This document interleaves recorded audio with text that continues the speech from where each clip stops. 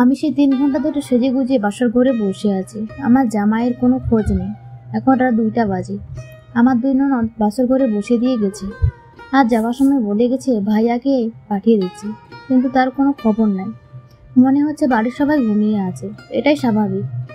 এই কদিন বিয়ের ঝামেলা সবাই গায়ে, কিন্তু আমার জামাই কই? নতুন বউ আমি, সবকিছু ভালো করে চিনিও না, কি যে করি। ও, আপনাদের তো আমার পরিচয়টাই দিলাম না। আমার নাম জুথি। এবার এসএসসি পরীক্ষা দিলাম। আমার 3 বোন। আমি সবার ছোট। বড় আর মেজো আপু নিজেদের পছন্দের মতোই বিয়ে করেছে। এরই জন্য আমি বাবার পছন্দ করা ছেলেকে বিয়ে করেছি। জীবনে অনেক ছেলেকে ভালো লেগেছে, কিন্তু ভালোবাসিনি। আমি সবসময় চেয়েছি বাবার পছন্দ করা ছেলেকেই বিয়ে করব। আমার জামাই একটা কলেজের প্রফেসর, খুবই সাদাসিধে মানুষ। আমি যেমন তার ঠিক উল্টোটা। বান্ধবীদের কাছে শুনতাম ছেলেরা বেশি লেখাপড়া করলে নাকি দিন দিন বলদ হয়ে যায়। আমার জামাইটাও সেই রকমই। আর এই বলদটাকে মানুষ করার দায়িত্ব আমাকে দিয়েছেন আমার শ্বশুরমশাই। শুরু থেকে বলি, একদিন বিকালে বসে বসে গল্পের বই পড়ছি। এমন সময় বাবা হাঁপাতে হাঁপাতে এসে বলল আমার মাকে, কই গো জুথির মা? কি হলো আবার?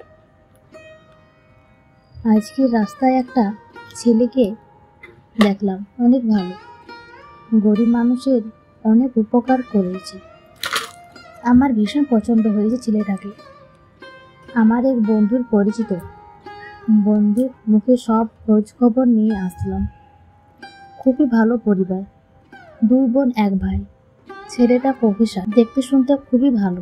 জুথের সাথে খুব ভালো মানাবে। তাই আমার ওই বন্ধুকে দিয়ে সব খোঁজ খবর নিতে পাঠালাম। কিন্তু জুথি কি এখন বিয়েতে রাজি হবে? হবে মানে 100 বার হবে। আমি আমার এই মেয়েটার উপর ভরসা রাখি। সে যেদিন বাবার কথা শুনে পুরোপুরি ভদ্র মেয়ে সেজে গেল। কি আর করার, সব ভালো লাগার মানুষগুলোকে ভুলে গেলাম।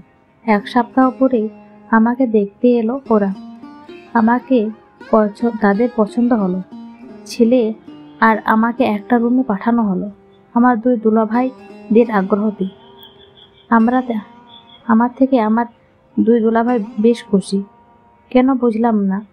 আমি ছেলের সামনে বসে আছি, কিন্তু বুঝতে পারছি না আমি ছেলেকে দেখতে এসেছি নাকি ছেলে আমাকে দেখতে এসেছে। সে চুপচাপ নিজের দিকে তাকিয়ে আছে। আমার মনে হচ্ছে কি যেন দেখছে মনোযোগ সহকারে।